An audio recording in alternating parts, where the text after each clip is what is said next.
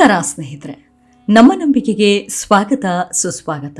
ಸ್ನೇಹಿತರೆ, ಶಿವಗಣಗಳ ಅಧಿಪತಿಯಾದ ನಂದಿಗೆ ಶಿವನಿಗೆ ಹೇಗೆ ಪೂಜೆ ಪುನಸ್ಕಾರ ಪ್ರಾಪ್ತವಾಗುತ್ತೋ ಅದೇ ರೀತಿ ನಂದಿಗೂ ಕೂಡ ವಿಶೇಷವಾದ ಪೂಜೆ ಸಲ್ಲುತ್ತೆ.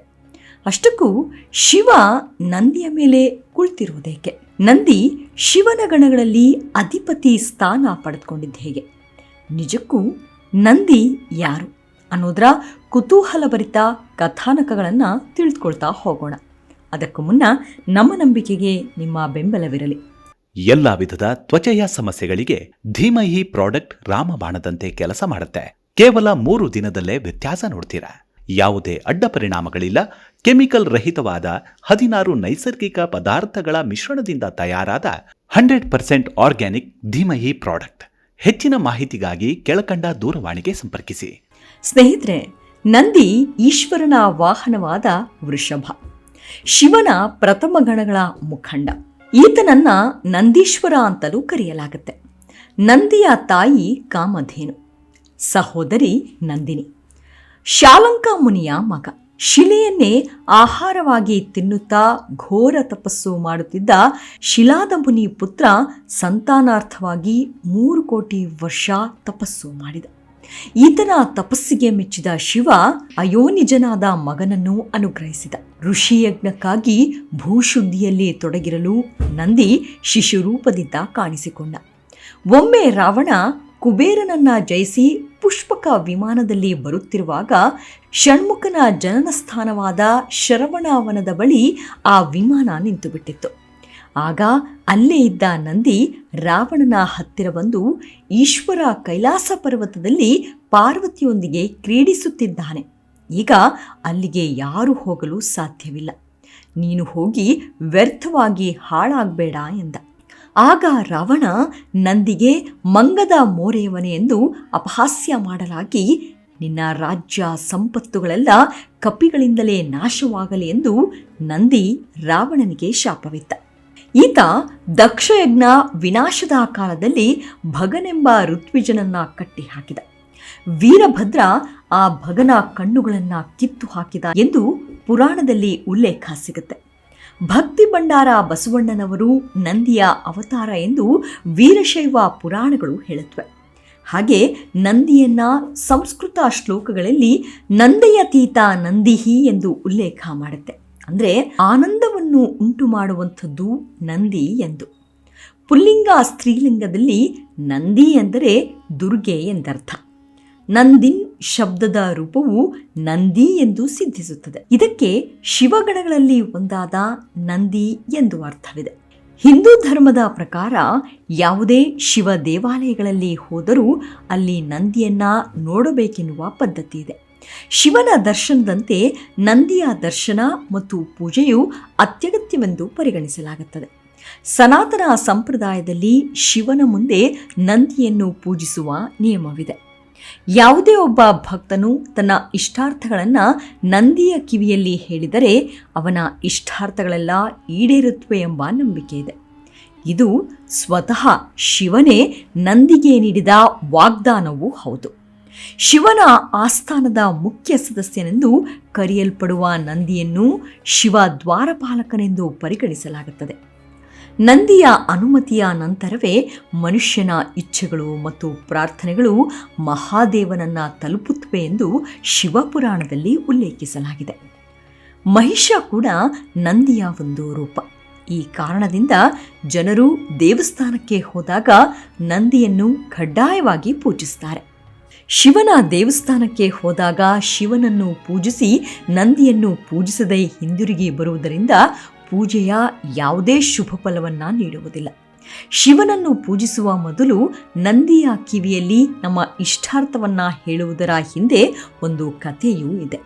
ಈ ಕಥೆಯ ಪ್ರಕಾರ ಶಿವನು ಒಮ್ಮೆ ನಂದಿಗೆ ತಾನು ಧ್ಯಾನದಲ್ಲಿರುವಾಗಲೆಲ್ಲ ತನ್ನ ಭಕ್ತರ ಇಷ್ಟಾರ್ಥಗಳನ್ನು ನೀನು ಕೇಳಲೇಬೇಕೆಂದು ಹೇಳಿದ್ದಂತೆ. ಅಲ್ಲದೆ ಯಾವುದೇ ಭಕ್ತನು ತನ್ನ ಇಷ್ಟಾರ್ಥಗಳನ್ನು ನಿನ್ನ ಕಿವಿಯಲ್ಲಿ ಹೇಳಿದಾಗ ಅದನ್ನು ನೇರವಾಗಿ ನನಗೆ ಒಪ್ಪಿಸಬೇಕೆನ್ನುವ ಕೆಲಸವನ್ನು ನೀಡುತ್ತಾನೆ. ಅಂದಿನಿಂದ ಶಿವನು ತಪಸ್ಸು ಮತ್ತು ಧ್ಯಾನದಲ್ಲಿ ಮಗ್ನನಾದಾಗಲೆಲ್ಲ ಶಿವನ ಭಕ್ತರು ಮಾತ್ರವಲ್ಲದೆ ತಾಯಿ ಪಾರ್ವತಿಯು ಕೂಡ ನಂದಿಯ ಕಿವಿಯಲ್ಲಿ ತನ್ನ ಇಷ್ಟಾರ್ಥಗಳನ್ನು ಹೇಳುತ್ತಿದ್ದರು ಎನ್ನುವ ನಂಬಿಕೆ ಇದೆ. ಪುರಾಣದಲ್ಲಿನ ನಂಬಿಕೆಯ ಪ್ರಕಾರ ದಾನವರು ಮತ್ತು ದೇವತೆಗಳು ಅಮೃತಕ್ಕಾಗಿ ಸಮುದ್ರ ಮಂಥನ ಕಡಿಯುತ್ತಿದ್ದಾಗ ಹಾಲಾಹಲ ಎನ್ನುವ ವಿಷ ಹೊರಬಂದಿತ್ತು. ಬ್ರಹ್ಮಾಂಡವನ್ನ ಉಳಿಸಲು ಶಿವ ಕಾರ್ಕೋಟಕ ವಿಷ ಕುಡಿದ. ಈ ವೇಳೆ ವಿಷವನ್ನ ಕುಡಿಯುವಾಗ ಅದರ ಕೆಲವು ಹನಿಗಳು ಭೂಮಿಯ ಮೇಲೆ ಬಿದ್ದವು. ಅದೇ ಸಮಯದಲ್ಲಿ ನಂದಿ ತಕ್ಷಣವೇ ತನ್ನ ನಾಲಿಗೆಯಿಂದ ಅದನ್ನು ಸ್ವಚ್ಛಗೊಳಿಸಿದನು. ಶಿವ ನಂದಿಯ ಸಮರ್ಪಣೆಯನ್ನು ಕಂಡು ತನ್ನ ಪರಮಭಕ್ತನೆನ್ನುವ ಬಿರುದು ನೀಡಿದ್ದನೆನ್ನುವ ನಂಬಿಕೆ ಇದೆ. ಈ ಬಗ್ಗೆ ಮಹತ್ತರವಾದ ಪೌರಾಣಿಕ ಕಥೆಯೊಂದಿದೆ. ಈ ಕಥೆಯ ಉಲ್ಲೇಖ ಶಿವಪುರಾಣದ ನಂದಿಕೇಶ್ವರ ಕಥಾನಕದಲ್ಲಿ ಕಾಣಸಿಗುತ್ತೆ. ಶಿಲಾದನೆಂಬ ಧರ್ಮಾತ್ಮನಾದ ಮುನಿಯೂ ಇದ್ದ. ಅವನು ಪಿತೃಗಳ ಆದೇಶದಂತೆ ಅಯೋನಿಜನು ಚಿರಂಜೀವಿಯೂ ಆದ ಪುತ್ರನನ್ನ ಪಡೆದುಕೊಳ್ಳಲು ತಪಸ್ಸು ಮಾಡಿ ಶಿವನನ್ನ ಮೆಚ್ಚಿಸಿಕೊಂಡ. ಶಿವನು ಅವನ ಅಭಿಲಾಷೆಯನ್ನ ಈಡೇರಿಸಿದನು. ಶಿಲಾದ ಮುನಿಯು ಪುತ್ರ ಪ್ರಾಪ್ತಿಗೆ ಯಜ್ಞವನ್ನು ಪ್ರಾರಂಭಿಸುವಷ್ಟರಲ್ಲಿ ಅವನ ದೇಹದಿಂದ ಒಬ್ಬ ಪುತ್ರನು ಪ್ರಕಟನಾದನು. ಶಿವಾಜ್ಞೆಯಂತೆ ಶಿಲಾದ ಮುನಿಯು ಆ ಪುತ್ರನಿಗೆ ನಂದಿ ಎಂದು ನಾಮಕರಣ ಮಾಡಿದನು. ನಂದಿಯು ಶಿವನ ಅಂಶವೇ ಆಗಿದ್ದ.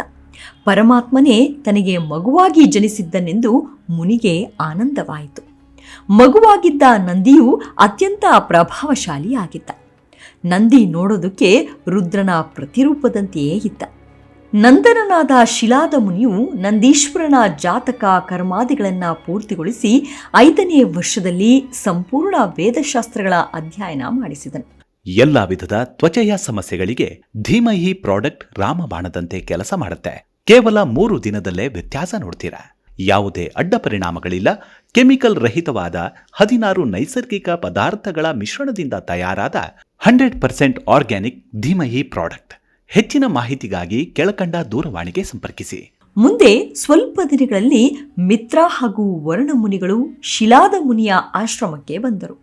ಆಗ ಅವರು ನಂದೀಶ್ವರನನ್ನ ನೋಡಿ ನಂದಿಯ ತಂದೆಯಾದ ಶಿಲಾದ ಮುನಿಯನ್ನ ಉದ್ದೇಶಿಸಿ ಹೇಳ್ತಾರೆ, ಶಿಲಾದ ಮುನೀಶ್ವರ, ಈ ನಿನ್ನ ಕುಮಾರನು ಪರಾಕ್ರಮಿಯೂ ವಿದ್ವಾಂಸನೂ ಆಗಿದ್ದಾನೆ.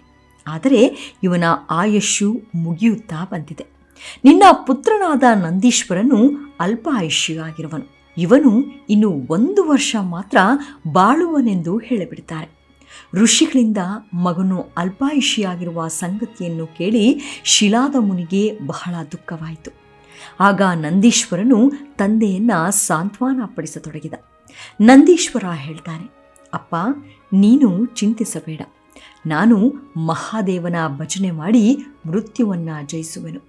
ನೀನು ನಿಶ್ಚಿಂತೆಯಿಂದ ಇರು ಎಂದು ತಂದೆಗೆ ಪ್ರದಕ್ಷಿಣೆ ಮಾಡಿ ತಪಾಚರಣೆ ಮಾಡುವುದಕ್ಕಾಗಿ ಕಾಡಿಗೆ ತೆರಳಿದ. ಇತ್ತ ತನ್ನ ಸರ್ವಸ್ವವನ್ನು ತ್ಯಜಿಸಿ ತ್ರಿನೇತ್ರಧಾರಿ ಸದಾಶಿವನನ್ನು ಏಕಾಗ್ರ ಚಿತ್ತದಿಂದ 1000 ವರ್ಷಗಳು ಧ್ಯಾನ ಮಾಡತೊಡಗಿದ. ಅವನ ತಪಸ್ಸಿಗೆ ಶಿವನು ಒಲಿದು ತನ್ನ ಸತಿ ಉಮಾದೇವಿಯೊಡನೆ ನಂದಿಗೆ ದರ್ಶನ ಕೊಟ್ಟ. ಶಿವ ಶಿಲಾಧನಂದನ, ನೀನು ನನಗೆ ಸಮಾನನಾಗಿರುವೆ. ನಿನ್ನ ತಪಸ್ಸಿಗೆ ನಾನು ಸಂತುಷ್ಟನಾಗಿದ್ದೇನೆ. ಇನ್ನು ನಿನಗೆ ಮೃತ್ಯುವಿನ ಭಯವಿಲ್ಲ. ನೀನು ಅಜರನು, ಅಮರನು, ದುಃಖರಹಿತನು, ಅಕ್ಷಯನು ಆಗಿ ನನ್ನ ಹತ್ತಿರವೇ ವಾಸ ಮಾಡುವೆ. ನೀನು ಗಣಾಧ್ಯಕ್ಷನಾಗುವೆ ಎಂದು ಆಶೀರ್ವದಿಸಿ ತನ್ನ ಕೊರಳಲ್ಲಿದ್ದ ಕಮಲಮಾಲೆಯನ್ನ ನಂದಿಯ ಕೊರಳಿಗೆ ಹಾಕಿದ. ಬಳಿಕ ತನ್ನ ಜಟೆಯಲ್ಲಿರುವ ಗಂಗಾಜಲವನ್ನ ಭೂಮಿಗೆ ಹಾಕಿದ. ಕೂಡಲೇ ಆ ಜಲವು ಪಂಚನದಿಯಾಗಿ ಹರಿಯತೊಡಗಿತ್ತು. ಅವುಗಳೇ ಜಮದೋಕ, ತ್ರಿಸ್ತೂತ, ವೃಷಧ್ವನಿ, ಸ್ವರ್ಣೋಧಕ, ಜಂಬೂ ನದಿ. ಹೀಗೆ ಆ ಪಂಚನದಿಗಳ ಉಗಮವಾಯಿತು.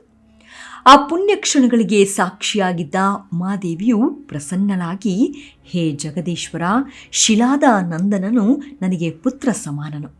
ನೀನು ಇವನನ್ನ ಗಣಾಧ್ಯಕ್ಷನಾಗಿ ಮಾಡಿದ್ದು ತುಂಬಾನೇ ಹಿತವಾಯಿತು. ನಂದೀಶ್ವರನಿಗೆ ಗಣಾಧ್ಯಕ್ಷ ಸ್ಥಾನದ ಪಟ್ಟಾಭಿಷೇಕವಾಯಿತು. ತರುವಾಯ ಎಲ್ಲಾ ಮುನಿಗಳು ಸೇರಿ ಮುರತರ ಸುಲಕ್ಷಣ ಕನ್ಯೆಯಾದ ಸುಯಶೆಯನ್ನು ನಂದೀಶ್ವರನಿಗೆ ಕೊಟ್ಟು ವಿವಾಹ ಸಮಾರಂಭವನ್ನ ನೆರವೇರಿಸಿದರು. ಶಿವನು ಶಿಲಾದ ಮುನಿಯನ್ನು ಪ್ರಥಮ ಗಣಗಳಲ್ಲಿ ಸಮಾವೇಶಗೊಳಿಸಿದನು. ಉಮಾದೇವಿಯು ನಂದೀಶ್ವರನಿಗೆ ಆಶೀರ್ವಾದ ಮಾಡಿದಳು ಎಂದು ಶಿವಪುರಾಣಗಳಲ್ಲಿ ನಂದಿಯ ವರ್ಣನೆ ಕಾಣಸಿಗುತ್ತೆ. ಹೀಗೆ ಇಂದಿಗೂ ನಂದಿಯನ್ನ ಆರಾಧಿಸಿದರೆ ಶಿವನಿಗೆ ಸಂತೃಪ್ತಿ ನೀಡಿದಂತಾಗುತ್ತೆ ಅನ್ನೋದು ಸನಾತನ ಪುರಾಣದ ನಂಬಿಕೆ. ಭಗವಂತ ನಂದಿಕೇಶ್ವರನ ಕೃಪೆ ಆಶೀರ್ವಾದ ನಮ್ಮೆಲ್ಲರ ಮೇಲಿರಲಿ. ಅಲ್ಲಿಯವರೆಗೂ ನಿಮ್ಮ ಆರೋಗ್ಯದ ಕಡೆ ಗಮನವಿರಲಿ. Take care. ನಮಸ್ಕಾರ.